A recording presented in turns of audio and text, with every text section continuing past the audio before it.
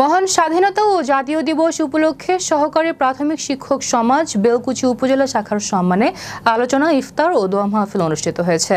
বুধবার বিকেলে ২৬শে মার্চ চক সোহাগপুর সরকারি প্রাথমিক বিদ্যালয় মাঠ প্রাঙ্গণে বাংলাদেশ সহকারী শিক্ষক সমাজ বেলকুচি শাখার সভাপতি ইফতেখার মোহাম্মদ আহসান উল্লাহর সভাপতিত্বে অনুষ্ঠানে প্রধান অতিথি হিসেবে বক্তব্য রাখেন কেন্দ্রীয় বিএনপির রাজশাহী বিভাগের সহ সাংগঠনিক সম্পাদক ও সিরাজগঞ্জ জেলা বিএনপির প্রস্তুতি কমিটির আহ্বায়ক আমিরুল ইসলাম খান আলিম।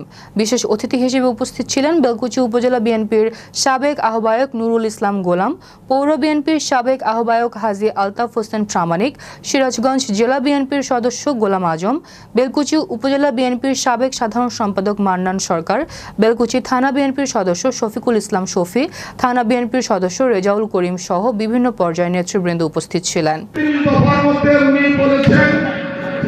যে আগামীতে শিক্ষাখাতে ব্যয় বরাদ্দ করা হবে ন্যূনতম ৫%, যেটা আছে ১.৭০, উনি ওটা বৃদ্ধি করে ১.৫% করবে।